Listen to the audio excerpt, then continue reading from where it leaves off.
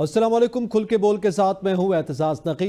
आज के प्रोग्राम में हम जिक्र करेंगे कि बानी पीटीआई की जानिब से chief justice Islamabad high court के खिलाफ सुप्रीम जुडिशल काउंसिल में रेफरेंस दायर कर दिया गया है। इसके साथ साथ हम बात करेंगे कि बरतानवी हाउस ऑफ लॉर्ड्स में पाकिस्तान में दरपेश जमहूरियत को खतरात के मौजू पर मुबाहिसा हुआ है, उसमें क्या कुछ डिस्कस हुआ, और इसके साथ साथ बात की जाएगी कि मखसूस सहाफ़ी जो हैं वो सोशल मीडिया पर पाबंदी के हवाले से इस हुकूमती इक़दाम को सराहते हुए दिखाई दे रहे हैं और आवाम की बजाय हुकूमती तर्जुमानी करते हुए दिखाई दे रहे हैं। ऐसी जो सूरत हाल है, इसके पीछे क्या वजूहात हो सकती हैं। ओवरऑल गुफ्तगू करने के लिए पैनलिस्ट में हमारे साथ मौजूद हैं कमर मेकन, जुबैर अली खान, सफीना खान और उमर दराज गोंदल। मैं अपने तमाम पैनलिस्ट को वेलकम करता हूँ। सबसे पहले तो कमर मेकन साहब ये बताइएगा कि आज जो रेफरेंस दायर कर दिया गया बानी पीटीआई की जानिब से chief justice Islamabad high court के हवाले से, पहले उनके मुख्तलिफ रहनुमा जो हैं वो तहफ़्फ़ुज़ात भी जो उसका इजहार करते रहे और अपने खदशात का इजहार भी करते रहे। अब बाकायदा सुप्रीम जुडिशल काउंसिल में ये रेफरेंस दायर किया गया है। आप क्या समझते हैं कि ये फैसला किस हद तक दुरुस्त है? देखिए, जहाँ तक रेफरेंस की बात है, ये बहुत वक्त हो गया इस रेफरेंस की बाज़गश्त जो है वो सुनाई दे रही थी कि ये रेफरेंस जो है वो आएगा। ख़ुसूसन अगर हम हिस्ट्री में थोड़ा सा जाएं तो जस्टिस अतर मिनल्ला जब से एलिवेट हुए हैं और उसके बाद chief justice Islamabad high court justice Aamir Farooq साहब अब आ चुके हैं। उसके बाद सबसे जो अहम तरीन वाक़या हुआ है पाकिस्तान तहरीक इंसाफ, जिसके बाद काफ़ी जो है मेरे ख़्याल में शिकार हुई है सख्तियों का, उसमें सबसे बड़ा वाक़या था 9 मई का। तो उस वक़्त से मेरा ख़्याल है कि कुछ चीज़ें ऐसी होना शुरू हो चुकी थी जिनको बड़ा टाइमली देखा जाना चाहिए था। फिर उसके बाद ख़ास तौर पर टेरियन वाइट केस था, उसके अंदर chief justice Islamabad high court का जो कंडक्ट था वो भी अभी तक मशकूक है, जिसके बाद 3 रुकनी इस्लामाबाद हाई कोर्ट के बेंच ने उस मामले को भी बड़ा क्लियर कर दिया, वाज़े कर दिया, और फैसला जो है जो उन्होंने सुनाया दरख्वास्त के नाकाबिल समाअत होने का, उसमें भी chief justice Islamabad high court को काफ़ी मेरे ख्याल में सुबकी हुई, क्योंकि इस केस के ऊपर ख़ास तौर पे जो पहले उन्होंने फ़ैसला सुनाया था उसमें उन्होंने कहा कि वो उन्होंने बेंच से अलहदगी का ऐलान किया, जबकि उससे पहले वो फ़ैसला महफूज कर चुके थे। और जब दोबारा इसके ऊपर 3 रुकनी बेंच का फ़ैसला आया तो उसके बाद फिर मामलात जो हैं वाज़े तौर पर क्लियर हो गए। उसके बाद इमरान खान के जितने भी केसेस थे उनको अगर हम डीपली देखें चीज़ों को, तो इस्लामाबाद हाई कोर्ट की तरफ से अभी तक जो सहूलतकारी हमें देखने में नज़र आई उस पर भी काफ़ी एतराज़ात थे। एक पाकिस्तान की सबसे बड़ी जमात है और उसके केसेस के अंदर डिले होता रहा। बहुत सारे साइफर जैसे ऐसे केसेस थे जिनके अंदर ट्रायल कोर्ट में बहुत सारी बेज़ाब्तगियाँ हुई, ट्रायल कोर्ट के अंदर ऐसी ऐसी चीज़ें हुई जिसमें फेयर ट्रायल के ऊपर काफ़ी शकूक व शुबहात जो है जिनमें जन्म लेते हैं, और फिर बार बार जो केस है वो रिमांड बैक किया जाता रहा। और चौथी दफ़ा जाके साइफर का जो फैसला है वो फिर इस्लामाबाद हाई कोर्ट में हुआ, और उस वक़्त भी कोशिश ये की जाती रही कि रिमांड बैक कर दिया जाए, लेकिन वो उस वक़्त तक मुमकिन ना था। बैरिस्टर सलमान सफदर ने उस केस को बड़ा डीपली और बड़ा बेहतरीन तरीके से देखा। खैर, इन सारी चीज़ों को अगर हम अपने सामने रखें तो chief justice Islamabad high court का जो कंडक्ट है, स्पेशली इस वक्त मुल्क जिस सूरत हाल में है सियासी तौर पर, वो शुरू होता है 9 मई के बाद। तो 9 मई का जो मेन वाक़या था बेसिकली, जिसको हमें देखना सबसे अहम ज़रूरी है, वो ये कि जो इस्लामाबाद हाई कोर्ट के अंदर ये वाक़या हुआ उसकी क्या तहकीकात करवाई गई या नहीं करवाई गई, क्योंकि वाज़े तौर पर इस्लामाबाद हाई कोर्ट के अहाता अदालत के अंदर से मकबूल तरीन लीडर की गिरफ्तारी होना और उसके बाद मुल्क के हालात यहाँ पर पहुँचना और एक बायस्ड रवैया जो अभी तक हमने देखा है जस्टिस आमिर फ़ारूक का, वाज़े तौर पर बीइंग अ कोर्ट रिपोर्टर, इस चीज़ को बड़ा साफ अल्फाज में कहना बहुत ज़रूरी है कि बहुत सारी ऐसी चीज़ें थी जहाँ पर इस्लामाबाद के चीफ जस्टिस हाई कोर्ट के जो हैं आमिर फ़ारूक साहब, वो बायस नज़र आए बहुत सारी चीज़ों में। तो इन चीज़ों को पेश नज़र रखते हुए मेरे ख्याल में अब तहरीक इंसाफ की भी बस हो गई है, क्योंकि अगर इसी तरह मामला चलता रहा तो फिर मेरे ख्याल है कि उनको अगले 1 साल तक और भी किसी किस्म का कोई जो है वो रिलीफ मिलने के चांसेस नहीं है। गो के बहुत सारे केसेस हैं, बहुत सारा केसेस के अंदर डिले हुआ, बड़ी लंबी लंबी तारीखें होती हैं, बार बार समातें मुलतवी होती हैं, केसेस लगते बड़ी देर से हैं। तो ये मामलात वाज़े तौर पर इशारा इस तरफ करते हैं कि इमरान खान और पीटीआई के साथ बड़ा ही गैर मुनसिफाना रवैया रखा गया। तो मेरे ख्याल में शायद ये बहुत पहले कर देना चाहिए था, लेकिन अब भी अगर किया गया है तो इस पर तहकीकात तो ज़रूर होनी चाहिए। तहकीकात होनी चाहिए। चलें इस पे आगे बढ़ते हैं। जुबैर, आप क्या समझते हैं, चीफ जस्टिस सुप्रीम कोर्ट के chief justice Islamabad high court पे सब के हवाले से जाहिर है ये एक तासुर है कि पीटीआई को बड़े तहफ़्फ़ुज़ात हैं और जो उनके खिलाफ अगर कोई केसेस हैं भी वो ताख़ीर का शिकार हो रहे हैं, ये बड़ी तहफ़्फ़ुज़ात की वजह, चाहे फैसले उनके हक़ में भी आ रहे हैं। इसी तरह जैसे इस्लामाबाद में जलसे का केस है, वो भी chief justice Islamabad high court के सामने, उनके रिमार्क्स भी बड़े सख्त आए हैं, लेकिन उसके बावजूद भी नाला दिखाई देती है पाकिस्तान तहरीक इंसाफ। अब जैसे कि रेफरेंस में बाकायदा तौर पर यह लिखा गया बानी पीटीआई की जानिब से, एक तो जब से वो कहते हैं इन्होंने चार्ज संभाला मेरे खिलाफ केसेस में वो दिलचस्पी लेते हैं और इसके साथ साथ फिर उन केसेस को इल्तिवा का शिकार करते हैं। आप क्या समझते हैं इस हवाले से? देखिए, सबसे पहली बात तो यह है कि जब भी कोई सियासी नौइयत के मुकदमात होते हैं, तो उसमें एक जो जमात है वो ज़ाहिर है उनके खिलाफ फैसले जा रहे होते हैं, दूसरी जमात जो है उनके हक में फैसले जा रहे होते हैं। लेकिन मसला ये है कि ये रेफरेंसेस दायर करना इस वक्त, इसमें कोई शक नहीं है कि जो इस्लामाबाद हाई कोर्ट का जो टिल्ट है या इस्लामाबाद हाई कोर्ट की चीफ जस्टिस साहब के जो फैसले हैं, उसमें बहुत ज़्यादा लूप होल्स ऐसे हैं जिनके ऊपर बात की जा सकती है और जिससे ज़ाहिर होता है कि उन्होंने शायद पाकिस्तान तहरीक इंसाफ को जो है वो वहाँ पर उनके साथ इंसाफ के तकाजे पूरे नहीं हुए। यही मामला सुप्रीम कोर्ट ऑफ पाकिस्तान से भी शिकवा जो है वो इस वक्त पाकिस्तान तहरीक इंसाफ जो है वो कर रही है। माजी में चले जाए तो मुस्लिम लीग नून को गिले शिकवे हुआ करते थे लोअर जुडिशरी से, नैब की अदालतों से, फिर आला अदालतों से भी, सुप्रीम कोर्ट ऑफ पाकिस्तान से भी। तो मसला ये नहीं है कि इस वक्त किसी एक खास जज के खिलाफ रेफरेंस आ जाना या उनके खिलाफ क्या कार्रवाई होगी, ये मसला ये नहीं है। मसले के हल की अगर हम उस तरफ जाए तो जो अदलिया में जो जजेस की तैनाती है, उस सारे मामले को रिस्ट्रक्चर करने की जरूरत है। ये मसाइल जिस तरीके से जुडिशरी के अंदर हम देख रहे हैं कि एक पूरी तारीख अनफॉर्चुनेटली भरी पड़ी है कि जिस तरीके से अदलिया ने हमेशा एस्टैब्लिशमेंट की सहूलतकारी के तौर पर, सहूलतकार के तौर पर या बी टीम के तौर पर जो है कुछ जजेस ने किरदार अदा किया है। और इसमें हमारी तारीख अगर उठाकर देख लें तो जस्टिस मुनीर से लेकर चीफ जस्टिस काजी फायज तक जितने भी जजेस आए हैं, तो इसमें कोई शक वाली बात नहीं है कि ये एस्टैब्लिशमेंट के या जो बैरूनी कुव्वतें हैं उनकी मुदाखलत जो है वो अदलिया के अंदर रही है। इस मुदाखलत को रोकना कैसे है, इसके लिए मैकेनिज्म बनाने की जरूरत है और ये किसी जज के खिलाफ रेफरेंस लाने से ये मैकेनिज्म रुक नहीं जाएगा। और पाकिस्तान की अगर जुडिशल कमीशन की तारीख को देखा जाए तो किसी जज के खिलाफ जब रेफरेंस दायर हुआ है तो उस जज के खिलाफ कब क्या कार्रवाई हुई है, ये अगर उठाकर देख ले तो उससे वाज़ेह हो जाएगा कि ये रेफरेंस कितना जो है वो मौसर है इस सारे मामले में। बुनियादी तौर पर ये जो अदालती निज़ाम है ये इंसाफ के तकाजे पूरे करने में नाकाम रहे हैं। ये आम आदमी का जो एतमाद है वो मुकम्मल तौर पर खो चुके हैं। ये सियासी जमात कोई कब गिला करेगी, दूसरे रिसीविंग एंड पे होंगे। मुस्लिम लीग नून जो है वो पहले गिला करती थी, अब जाहिर है उनको अब दोबारा से गिले शिकवे शुरू हो चुके हैं। तो मामला ये नहीं है। मामला अगर इसके हल की तरफ हम जाएंगे तो ये रेफरेंसेस लाना या किसी जज के ऊपर अदम एतमाद कर देना, इससे पाकिस्तान का जो अदालती निज़ाम है वो दुरुस्त नहीं होगा। अगर पाकिस्तान के अदालती निज़ाम को हमने दुरुस्त करना है तो वो पाकिस्तान में जो जजेस की तैनाती का तरीकाकार है उसको देखना होगा। लेकिन जुबैर अली खान, जुबैर इसी में ऐड कर लीजिएगा, ये सवाल इसी के साथ ही है, क्या हमारी सियासी जमातें, जैसे आपने कहा मुस्लिम लीग नून को माजी में रहे, अभी भी बखसूस हिस्सों के बाद जो वज़ीर आला पंजाब के रिमार्क सामने आए, जिस तरह से जजेस को धमकी आमेज लहजे में गुफ्तगू की गई है, उनको अभी भी जाहिर है खदशात का तहफ़्फ़ुज़ात भी हैं, बड़ी शदीद तनकीद भी की गई है। इसी तरह पीटीआई के भी तहफ़्फ़ुज़ात हैं। तो सियासी जमातों के तहफ़्फ़ुज़ात हैं, क्या वो इसीलिए हैं कि इंसाफ के तकाजे पूरे किए जाएं या उनके अगर हक में फैसले ना आए तो फिर तनकीद शुरू हो जाती है? देखिए, सियासी जमात के जो शिकवे है ना वो उनका इंसाफ से कोई ताल्लुक नहीं है या उनका आइन से कोई ताल्लुक नहीं है। ये सियासी जमातें जब आइन की खिलाफ वर्जी हो रही थी, 90 रोज के अंदर इलेक्शन नहीं हो रहे थे, तो यही सियासी जमातें कहा करती थी कि कौन सा आसमान टूट जाएगा 90 रोज के अंदर अगर इंतखाबात ना हो। आसमान तो नहीं टूटा लेकिन आइन जरूर टूट चुका है और आइन तोड़ने की जो सजा है वो सजाए मौत है। लेकिन इन सियासी जमातों को ये आइन उस वक्त याद आता है जब ये अपोजिशन में होती है, चाहे पाकिस्तान तहरीक इंसाफ हो या मुस्लिम लीग नून हो या पीपल्स पार्टी हो। लेकिन हम पाकिस्तान तहरीक इंसाफ को एक मार्जिन इसलिए देते हैं कि पाकिस्तान तहरीक इंसाफ इस निज़ाम से पहली मरतबा डसी है और वो उस दस्ते के बाद अभी तक उन्होंने वो मुज़ाहमत जो है वो जारी रखे हुए है।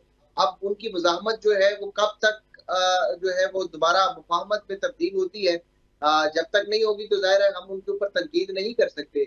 लेकिन सही है। एक बात जो है वो श्योर है कि वो ये है कि पाकिस्तान तहरीक-ए-इंसाफ के ऊपर कुछ लोग जो है वो इस चीज़ का तनकीद करते हैं कि माज़ी में ये बेनिफिशियरी रही है इस एस्टेब्लिशमेंट की या इसी निज़ाम से।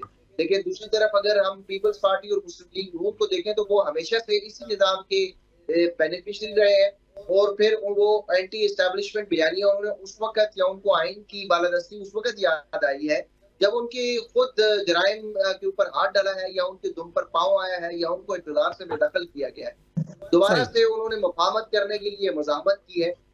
लेकिन उसके बरक़्स साबिक़ वज़ीर-ए-आज़म इमरान खान इस वक़्त अडयाला जेल में कैद हैं और वो मुज़ाहमत कर रहे हैं और वो इस बात पे इस वक़्त तो डटे हुए हैं कि वो कह रहे हैं कि मैं पीछे नहीं हटूँगा।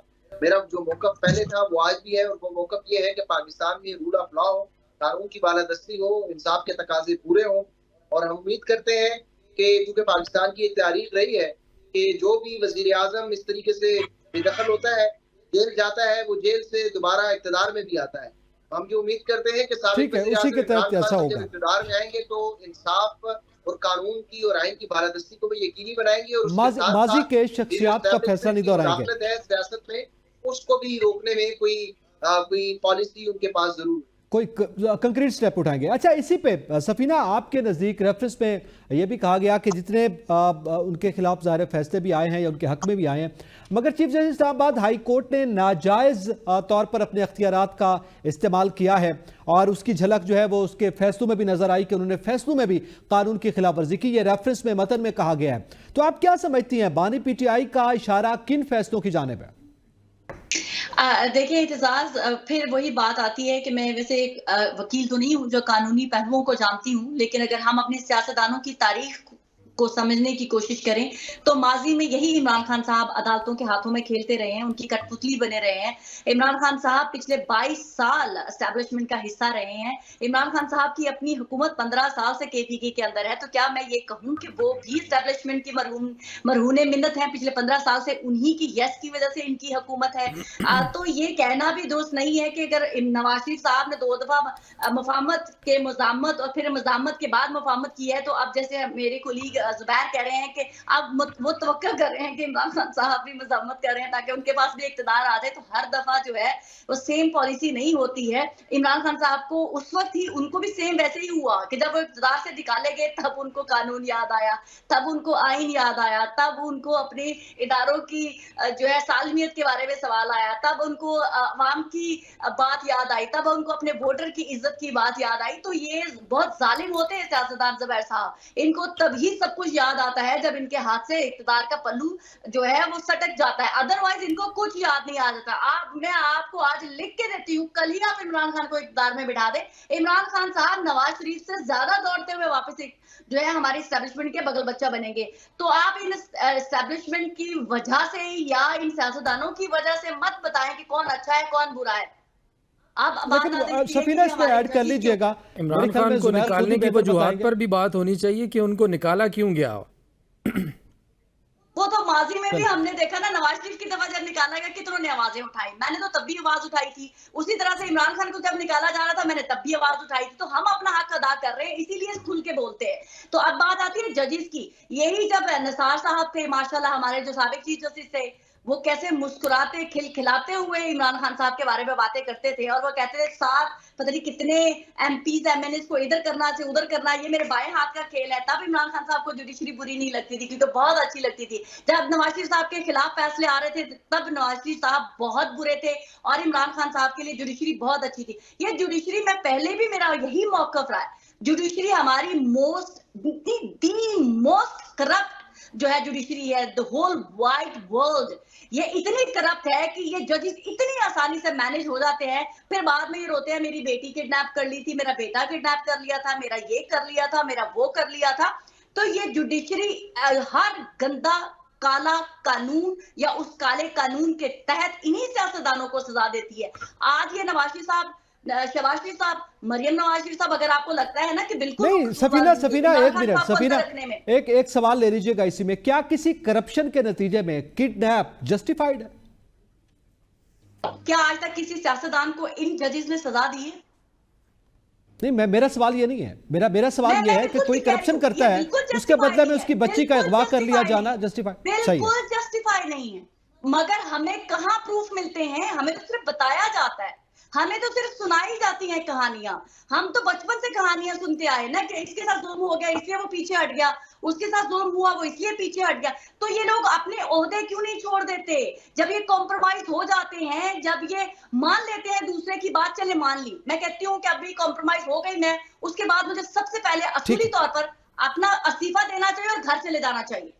ओके, ठीक है, उस कुर्सी पे नहीं जमे रहना नहीं चाहिए। बैठना चाहिए, मॉरली नहीं बैठना चाहिए, आप यही बात कर रही हैं। अच्छा, इसी पे मैं उमर दराज गोदल आपसे जानना चाहता हूं, जैसे अभी ये बात की गई है, अब इस रेफरेंस के दायर करने के बाद chief justice Islamabad high court का अखलाकी और आईनी किरदार क्या होना चाहिए?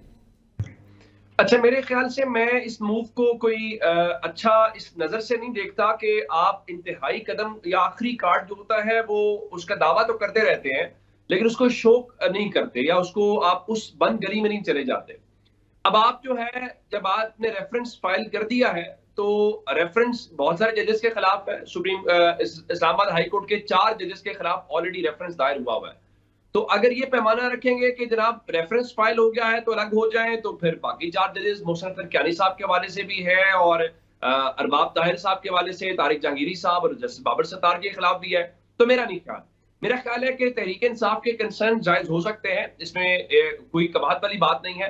उन्हें चाहिए था कि एक तो मिसाल के तौर के ऊपर आप जब आपके सामने केस लगता है तो आपके वकीलों में इतना दमखम होना चाहिए, वो कोर्ट में खड़े होकर कहें जी हमें इतराज है, और एक मामूल की प्रैक्टिस होती है, आप जज साहब के ऊपर इतराज कर देते हैं और देखा गया है कि जजेस खुद भी बेंच से अलग हो जाते हैं।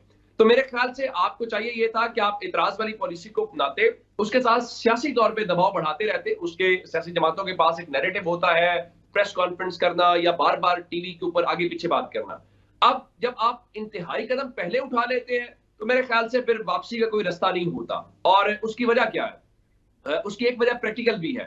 आप जानते हैं कि सब जो तमाम जजेस हैं, अगर सीनियरिटी पे देखा जाए, हाल ही में 3 अपॉइंटमेंट्स हुई हैं सुप्रीम कोर्ट के अंदर, एक सिंध हाई कोर्ट से और 2 लाहौर हाई कोर्ट से। उनमें से भी अगर सीनियरिटी पे देखा जाए तो जस्टिस आमिर फारूक साहब नंबर 1 पे है सीनियरिटी में। अगर मैं गलत हूं तो मेगन साहब से जरा मेरी दुरुस्तगी करवा दीजिए। जी ऐसे ही है। अच्छा, अब उनको एलिवेट नहीं किया गया। अच्छा, काजी साहब भी तो कहते रहे माजी के अंदर कि हम सीनियरिटी की बुनियाद के ऊपर लेके आएंगे। इसका मतलब क्या है? इसका मतलब ये है कि पाकिस्तान के अंदर इस वक्त अगर आप उन जजेस को निकाल देना जिन्होंने खत नहीं लिखा, वहां से 6 जजेस ने खत लिखा, 2 जजेस ने खत नहीं लिखा था, और जो 6 जजेस ने खत लिखा वो किसके हवाले से था? वो जस्टिस आमिर फारूक साहब के हवाले से था कि भाई हमारे साथ ये मसला हो रहा है, हम अपने चीफ के सामने रखे, उसका कुछ नहीं निकला। तो इसका मतलब ये हुआ कि जस्टिस आमिर फारूक साहब सिस्टम तो भी सूट करते हैं वहां पे, और शायद जो लोग चाहते हैं कि अगर ये चले गए तो फिर चीफ जस्टिस किसने बनना है? फिर मोहसिन अख्तर कियानी साहब ने बनना है। तो मोहसिन अख्तर कियानी साहब का तो रास्ता बंद किया जा रहा है। जिस तरह लाहौर में वो पूल 3 नामों का बनवाया गया, फिर उनमें से तीसरे नंबर पर जज साहब को चीफ जस्टिस लगा दिया गया। तो मेरे ख्याल से तहरीक इंसाफ को ग्राउंड रियलिटी समझ के अपनी सियासी हिकमत अपनी अपनानी चाहिए। ये आखिरी ये जल्दी की गई है, आप समझते जरूर चाहिए था कि हम जाएंगे जी, आपके रेफरेंस दायर कर देंगे, ये करेंगे वो करेंगे। रेफरेंस दायर होके हासिल वसूल क्या होगा? सुप्रीम जुडिशल काउंसिल में कौन लोग बैठे हुए हैं? सुप्रीम जुडिशल काउंसिल से कितने लोग इस बुनियाद के ऊपर सैक हो सकते हैं कि फला? मेरा नहीं ख्याल के जो रिजल्ट्स पाकिस्तान तहरीक इंसाफ इसका कोई रिजल्ट आए, ठीक बुनियाद पे हासिल हो पाएंगे। अच्छा, इसी में कमर बेगम साहब आप क्या समझते हैं? सुप्रीम जुडिशल काउंसिल में अब रेफरेंस तो दायर हो चुका है, आप क्या रद्दअमल क्या देख रहे हैं इसका, सुप्रीम जुडिशल काउंसिल में भी या chief justice Islamabad high court का भी? देखिए, मैं आपके सवाल की तरफ जाने से पहले एक चीज़ यहाँ पर हाईलाइट करना चाहूँगा। सारी जुडिशरी जो है ना, उसको मूरद इल्ज़ाम ठहराना बहुत गलत है। सफ़ीना भी कह रही थी कि तमाम जज करप्ट हैं, सिस्टम करप्ट है, कानून काले हैं, सियासतदानों को सज़ा नहीं हुई है। बहुत सारे वज़ीर-ए-आज़म घर गए हैं और समझाने की कोशिश की गई है जुडिशरी की तरफ से, और ख़ास तौर पर पिछले अरसे के अंदर जुडिशरी ने बहुत हिम्मत दिखाई है, बहुत रेजिस्टेंस की है इस सिस्टम के ख़िलाफ़। और जो 6 जजेस का ख़त है उसकी ही अगर तहकीकात साफ शफाफ करा ली जाएँ तो तमाम चीज़ें सामने आ जाएंगी, और वो जजेस अभी भी इस्लामाबाद हाई कोर्ट के अंदर बैठ कर जो है वो काम कर रहे हैं। और जैसे कि उमर दराज गोंदल साहब ने कहा, chief justice Islamabad high court को एलिवेट करने ना करने की एक वजह यह भी थी, जैसे उन्होंने भी फरमाया कि उसके बाद क्यानी साहब आ जाते और इस्लामाबाद हाई कोर्ट सारे का सारा हाथ से निकल जाता, तो उसके ऊपर अपना कंट्रोल रखने के लिए भी मेरे ख्याल में chief justice Islamabad high court को एलिवेट नहीं किया गया। जबकि इस्लामाबाद हाई कोर्ट का चीफ जस्टिस पहले जो तब्दील किया गया अतर मिनल्ला साहब को भी एलिवेट करने की यही वजह थी कि वो ये बातें नहीं मान रहे थे। आज हम कहीं बैठे हुए थे दोस्तों में, तो वहाँ पर एक बड़े सीनियर साफ़ी हमारे, उन्होंने एक चीज़ हमारे सामने रखी और बहुत खूबसूरत बात उन्होंने की कि अतर मिनल्ला साहब अगर chief justice Islamabad high court अभी तक मौजूद होते तो शायद 9 मई जैसा वाक़या ना होता, शायद इमरान खान इस तरह से गैर कानूनी गिरफ्तार ना होते, और फिर उसके ऊपर अगर गिरफ्तारी होती भी सी तो अतर मिनल्ला साहब जैसा जज अगर बैठा होता तो वो इस बात का हिसाब करता, फ़ौरन उसका नोटिस लेता और इन चीज़ों को अंडू करने की कोशिश करते। तो ये मेरे ख्याल में इस चीज़ को इस तरह से देखना कि बिल्कुल पूरी जुडिशरी काम नहीं कर रही, ऐसा नहीं है। जिन जजेस के ऊपर इल्ज़ामात हों उनका नाम लेके मेरे ख्याल में बात करनी चाहिए, ताकि सारी की सारी चीज़ें क्लियर, क्रिस्टल एंड क्लियर सारे लोगों के सामने आ जाए, अवाम को भी पता हो कौन काम कर रहा है और कौन काम नहीं कर रहा। तो मेरे ख्याल में जैसे मंसूर हो, मुनीब हो, आयशा हो, अतर हो, ये अलग बातें हैं, बहुत सारे अच्छे जजेस हमारे जुडिशरी में बैठे हैं जो काम कर रहे हैं। बाकी जो आपने रिस्पांस की बात की, देखिए इसका रिस्पांस तो आएगा। पाकिस्तान तहरीक इंसाफ के बड़े अहम तरीन केसेस इस्लामाबाद हाई कोर्ट के अंदर अभी भी हैं, आगे भी आएंगे। जब तक इस्लामाबाद हाई कोर्ट के चीफ जस्टिस आमिर फारूक साहब हैं, अगर उनको एलिवेट ना किया जाए तो मेरे ख्याल में 2032 तक वो रहेंगे। तो अगर वो एलिवेट हो भी जाते हैं तो फ्यूचर में जाके वो चीफ जस्टिस पाकिस्तान यानी चीफ जस्टिस सुप्रीम कोर्ट भी बन सकते हैं। तो मेरे ख्याल में रिस्पांस तो इसका आएगा, लेकिन चीफ जस्टिस काजी फाइज ईसा की तरफ अगर इशारा है किसी का कि वो इस वक्त हेड है सुप्रीम जुडिशल काउंसिल के, तो वो सिर्फ और सिर्फ 92 दिन बाद वो रिटायर्ड हो जाएंगे और फिर हो सकता है कि अक्टूबर के बाद मुकम्मल हालात तब्दील हो जाएं और जिस रेफरेंस के ऊपर अभी कुछ होने के इम्कानात नहीं नजर आ रहे उसके ऊपर बहुत कुछ हो जाए। तो ये कहना कबल अज़ वक्त होगा कि क्या रिस्पॉन्स आएगा, लेकिन रिस्पॉन्स जो है तरीके इंसाफ को फेस करना पड़ेगा, आएगा जरूर, रिस्पांस जरूर आएगा। एक इमीडिएट रिस्पांस होगा, लॉन्ग टर्म जिसकी आप बात कर रहे हैं वो इस रेफरेंस के हवाले से उसका रिस्पांस, इन दोनों के रिस्पांसेस के हवाले से बहरहाल जो है थोड़ा वक्त और टाइम का जो है मामला है कि एक जल्दी भी आ सकता है वो इस्लामाबाद हाई कोर्ट की जानिब से, और फिर सुप्रीम जुडिशल काउंसिल का रिस्पांस शायद लेट आ सकता है। लेकिन बहरहाल इस पर हम मजीद भी बात करेंगे, इसके अलावा जो हमारे मौज़ूआत हैं उसका जिक्र करेंगे ब्रेक के बाद, साथ रहिएगा। Welcome back. अब हम जिक्र करेंगे कि बरतानवी हाउस ऑफ लॉर्ड्स में पाकिस्तान में जमहूरियत को दरपेश खतरात के हवाले से मुबाहिसा हुआ है। सफीना खान, मैं आपसे जानना चाहूँगा, एक तो इस मुबाहिसे के हवाले से भी हमें थोड़ी सी बता दीजिएगा, और इसके साथ साथ आप क्या समझती हैं कि ये जो मुबाहिसा वहाँ पे हुआ उसमें क्या देखने और सुनने को मिला और कितना इंपॉर्टेंट है? एतजाज जो आज ये जमहूरियत के लिए खतरे के ऊपर जो जुल्फी बुखारी साहब ने महर बुखारी के साथ मिलकर एक तकरीब मुनक्कद करने की कोशिश की थी, ये जर्नली जिसको मैं आपको महर बानो कुरैशी जी महर बानो कुरैशी, एग्जैक्टली महर बानो कुरैशी जो थी, उन समेत टोटल 7 पाकिस्तानी थे वहां पर, जिसको आप कह सकते हैं कि आपके पाकिस्तानी थे। वहां पर 15 से ज्यादा सहाफी थे, ठीक है, और बाकी सारे ब्रिटिश सिटीजन थे। उसमें प्रीति पटेल भी थी जो कि फॉर्मर वजीर दाखिला भी थी, नाज़ हमारी एमपी थी, और जो लॉर्ड अनाम थे वो थे। अब बाकी सारे ब्रिटिश लोग थे। तो ये टोटल तादाद थी। वहां पर मैंने पिक्चर्स भी कुछ पोस्ट कर दी और आप इससे गिन के देख सकते हैं कि मैक्सिमम ये सारा क्राउड 15 सहाफियों के साथ 7 हमारे पाकिस्तानी और बाकी ब्रिटिश जो वहां पर मौजूद थे, उनको गिन सकते हैं, आप चेहरे पहचान सकते हैं कि उसमें पार्लियामेंटेरियन कितने थे। तो मैं उसमें नहीं जाती कि कितने पार्लियामेंटेरियन थे कितने नहीं थे। एक्चुअली में ये पार्लियामेंट के अंदर इवेंट हुआ भी नहीं है, ये वेस्ट हॉल जहां कैफेटेरिया है, जो पार्लियामेंट से एक अलग बिल्डिंग है, जहां पर कोई भी, मैं आप नेक्स्ट टाइम पाकिस्तान से आते हैं तो मैं आपको भी वहां पर ले जाकर उस कमरे में ले जाकर आपसे भी मीटिंग कर सकती हूँ किसी भी एमपी की परमिशन के साथ। तो it wasn't a part of parliament. पहली बात तो मैं पहले गलती से पार्लियामेंट के अंदर चली गई थी, तो वहां पर तो पार्लियामेंटेरियन की असल पार्लियामेंटेरियंस की एक्टिविटीज हो रही थी। तो जो वहां पर पुलिस ऑफिसर्स की बहुत ज्यादा एक्टिविटीज थी बाहर से अंदर तक, तो उन्होंने बताया कि यहाँ पर कोई भी किसी भी किस्म की एक्टिविटी नहीं हो रही है। एंड देन आफ्टर दैट जिनके पार्लियामेंटेरियन के हम इन्विटेशन पे मैं वहां पर इनवाइट थी, तो उन्होंने बताया कि वो वेस्ट हॉल के अंदर उनका किसी रूम के अंदर जो है वो मीटिंग हो रही है। तो फिर मैं वहां पर गई।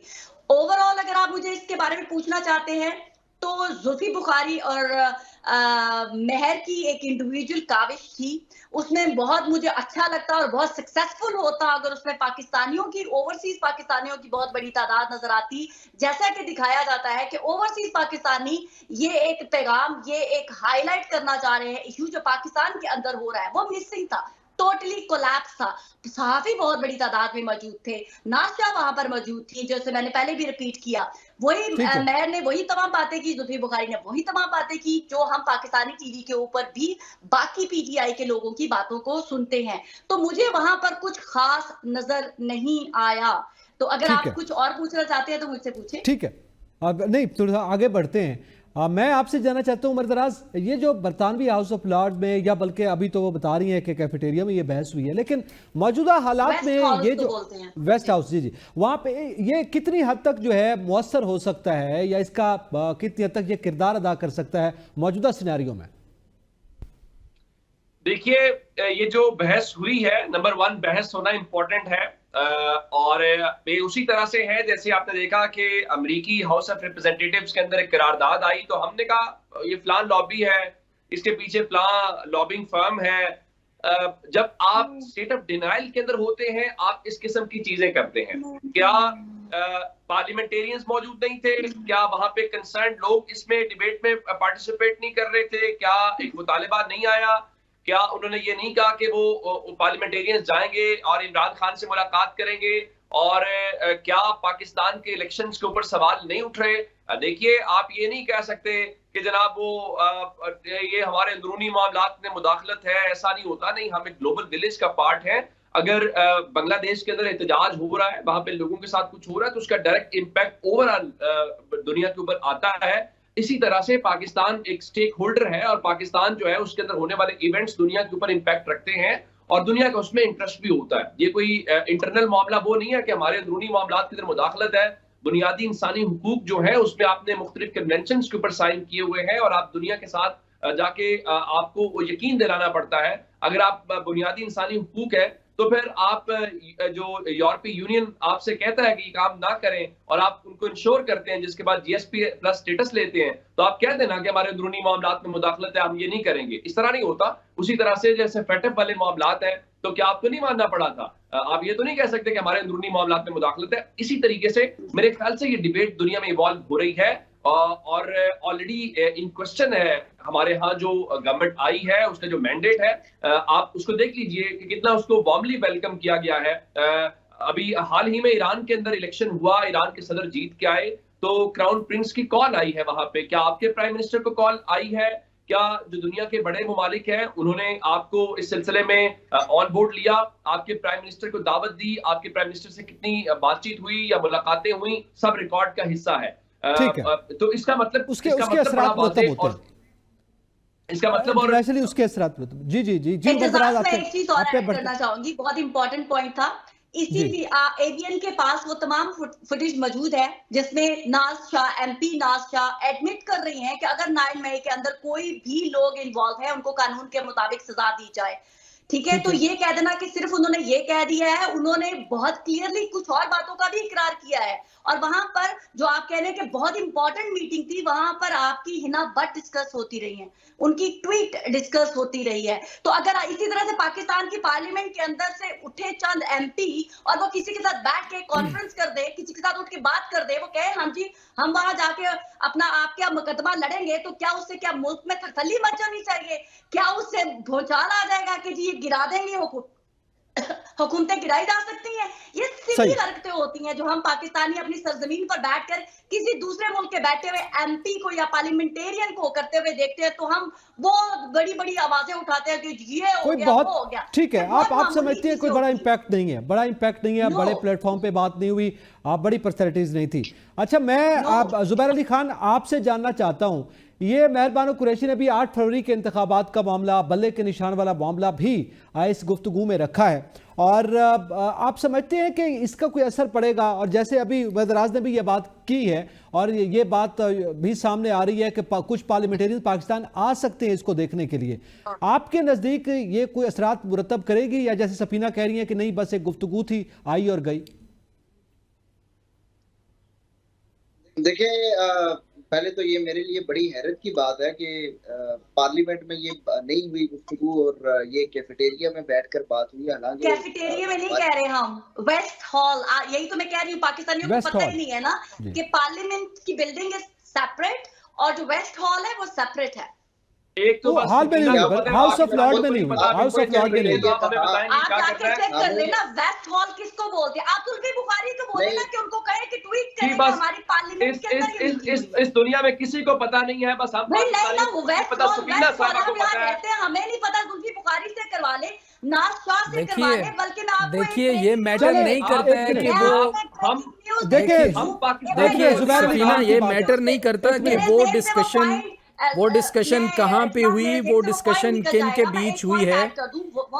अच्छा एक सिर्फ इतना अंदर जो वायलेशन पर एक बना देखें, आप सवाल ले हुई लें, है, ऑडियो सवाल ले वीडियोस लेना। बनाना अलाउड नहीं होता वहां पर। लाइव सोशल मीडिया पे बनाई गई है, वहां सीसीटीवी की फुटेज बनाई गई है।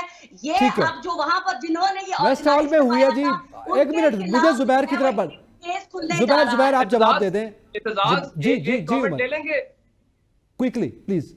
अच्छा, हम पाकिस्तानियों को कुछ नहीं पता है, सिर्फ सफीना बैठी उनको पता है। भाई नहीं, आप लोगों कॉमन को तो सेंस तो पाकिस्तान है। में बैठ के अगर यहाँ आप पे मैं पता पाकिस्तान होता की है। पार्लियामेंट में भी जाएंगे, पाकिस्तान की पार्लियामेंट में जाएंगे तो हम मेंबर नहीं है, तो हम हाउस में तो नहीं जा सकते ना, किसी रूम में, किसी कॉन्फ्रेंस रूम में बैठेंगे ना भाई। कॉमन सेंस तो हम पाकिस्तानियों को तो नहीं, है। गैलरी में बैठेंगे ना, वहां तो गैलरी में बैठेंगे। वहां पर जाए, ये क्या सिली चले, देखिए चले, वो एतजाज साहब, पार्ट देखिए ऑफ पार्लियामेंट है कि नहीं है? ये जो इस पे- डिस्कशन हुई है ना, ये किसी कैफेटेरिया में हुई है, किसी रोड साइड पे, फुटपाथ पे हुई है, नहीं, किसी नहीं, भी नहीं, जगह वो हुई ये है। नहीं कह रही, ये एक नहीं दो कह रही दिन जुबैर। में एक दो दिन में देखिएगा चीखें कहाँ से निकलती हैं, उससे अंदाजा हो जाएगा कि इसका इम्पैक्ट कितना है। पार्लियामेंट की बिल्डिंग किसको कहते हो, वेस्ट हॉल किसको बोलते हैं, पहले तो आप लोग चले, ये- मैं ये- जुबैर ये आपकी पता तरफ कर आता ले, हूं। दोनों buildings में जुबैर है आप क्या? जवाब दे दीजिएगा। सफीना, बिल्कुल आपका पॉइंट भी आ गया, यकीनन कमेंट्स भी उसमें आ गए हैं। जुबैर आप बताइएगा, वेस्ट हॉल की वो बात कर रहे हैं, ये भी जाहिर है हाउस ऑफ लॉर्ड्स के अंदर नहीं हुई जो हॉल है, लेकिन बहरहाल ये उनके जो है पार्लियामेंट का एक हिस्सा है। वेस्ट हॉल भी उसी साइड पे है। नो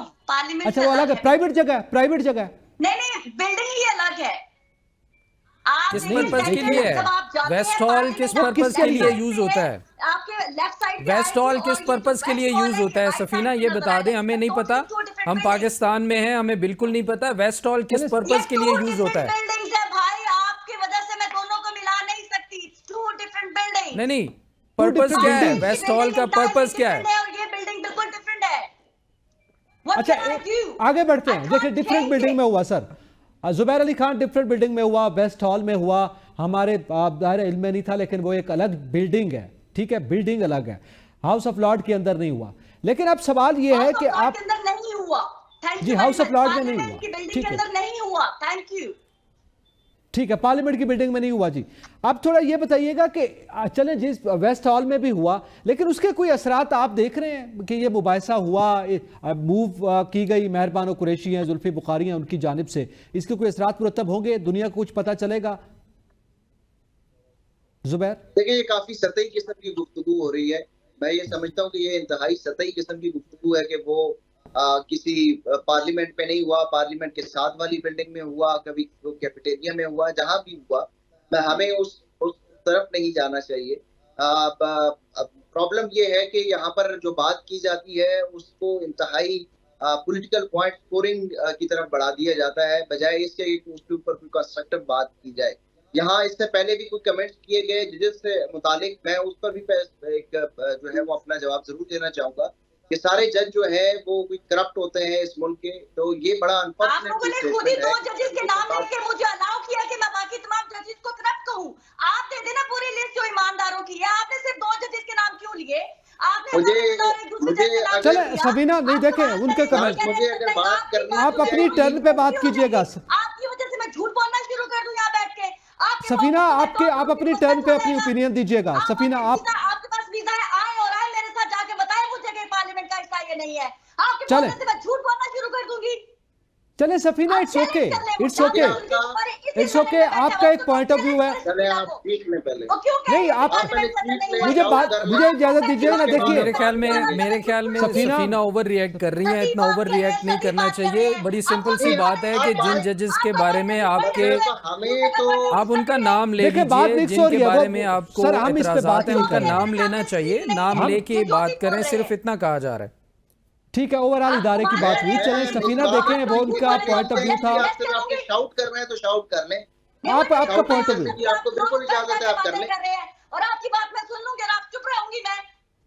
सफीना आपका पॉइंट ऑफ व्यू, मेरे ख्याल में फिर ब्रेक बनता है यहाँ पे। सफीना देखें, अभी जुबैर अली खान का टर्न है, उनको बात करने दें, फिर आप अपना पॉइंट ऑफ व्यू दे दीजिएगा। उसके बाद आपकी टर्न आएगी ना, उस पर आप जवाब दे दीजिएगा।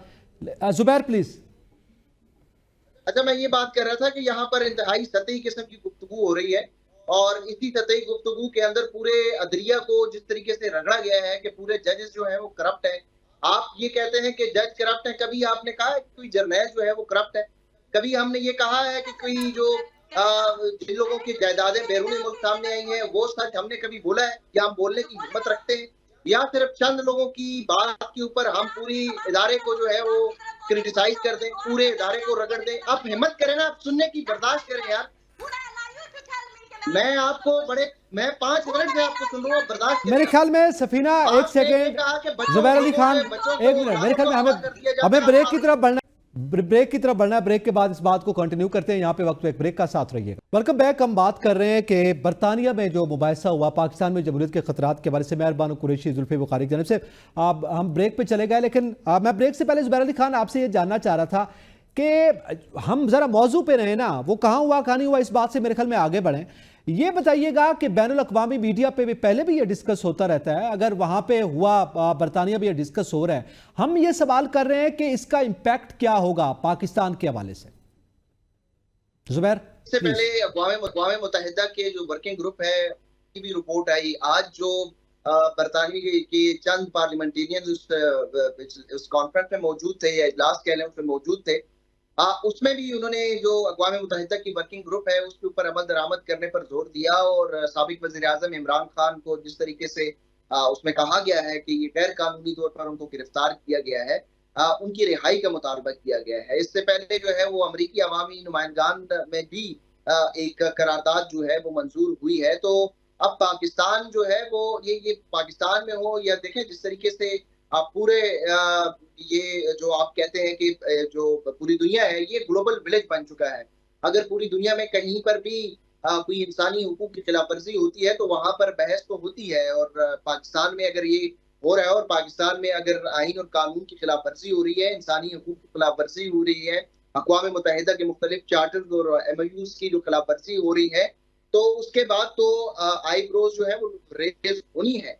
और ये हम ये कह सकते हैं कि क्यों पाकिस्तान के बारे में बरतानिया या अमेरिका या किसी और मुल्क में पाकिस्तान के हवाले से बात की जा रही है। ऐसा नहीं है, ये न सिर्फ पाकिस्तान की बात होती है बल्कि दीगर ममालिक के अंदर भी इस हवाले से बात होती है। जहाँ तक बात यह है कि इसका इम्पैक्ट क्या होगा, इसका आउटकम क्या होगा, जाहिर है इंटरनेशनली पाकिस्तान के जो ओवरसीज पाकिस्तानी हैं उनका एक बहुत बड़ा हिस्सा जो है वो पाकिस्तान तहरीक इंसाफ के साथ जो है वो आप कह सकते हैं कि लगाव रखते हैं और इमरान खान को सपोर्ट करते हैं। तो उन बड़े हिस्से को ओवरसीज जो पाकिस्तान के जिस तरह बरतानिया है या अमेरिका है वहां पर बहुत ज्यादा तादाद है ओवरसीज की, तो उन नेशनल्स को भी, उन सिटीजन्स को भी जो है वो अपील करने के लिए पाकिस्तान की बात करना इंतहाई जरूरी है। और जिस तरीके से अमेरिका में अब आइंदा इंतखाबात होने हैं तो उस इंतखाबात में भी साबिक वजीर आजम इमरान खान की जिस तरीके से बात हो रही है तो अब इसका इम्पैक्ट तो जरूर आएगा। अमेरिका में भी अब जब अगले इंतखाबात होने हैं उसके बाद जाहिर है कहीं ना कहीं जो पॉलिसी है उसमें शिफ्ट जरूर आएगा, क्योंकि पाकिस्तान में जो इंटरनेशनल इस्टेब्लिशमेंट है या पाकिस्तान में जितने भी मौजूदा यहाँ पर जो स्टेक होल्डर्स हैं अब वो इंटरनेशनली बड़े इन्फ्लुएंस जो है उनके ऊपर इंटरनेशनल इन्फ्लुएंस होता है।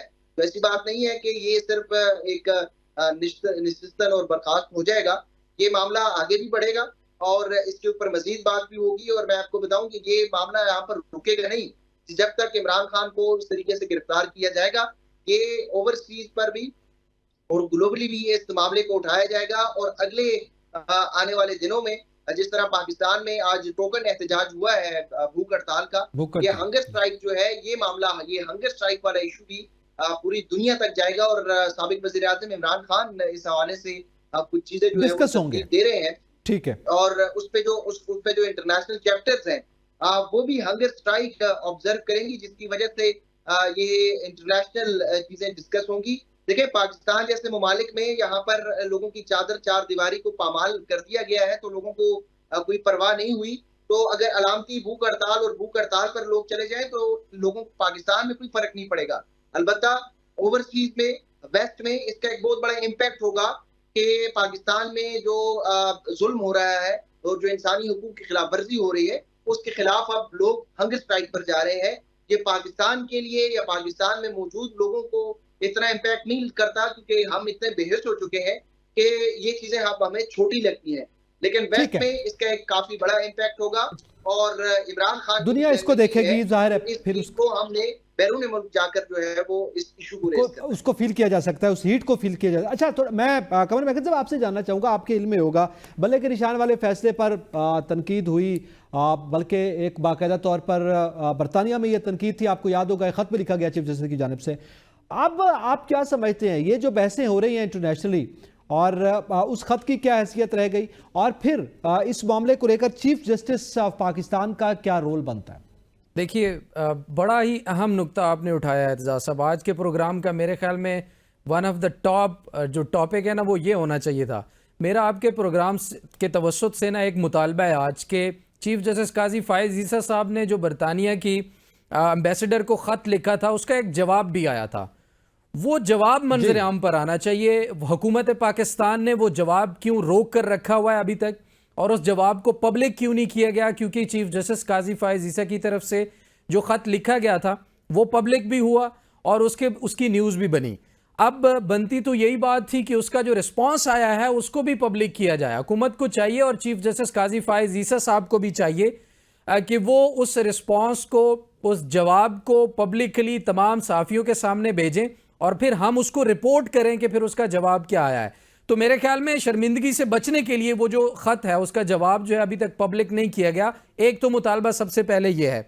दूसरा, वो ख़त लिखना ही नहीं चाहिए था। चीफ जस्टिस काजी फ़ाइज़ ईसा का मैंडेट नहीं है या उनका इख्तियार नहीं है कि वो फॉरेन मिनिस्टर के इख्तियारात को इस्तेमाल करें। ये फॉरेन मिनिस्ट्री का काम है कि बाहर ममालिक के किसी भी एम्बेसडर या किसी भी हुकूमत के नुमाइंदगे को कोई भी चीज़ अगर देनी है, उससे बात करनी है, तो वो उस चीज़ को वो करें।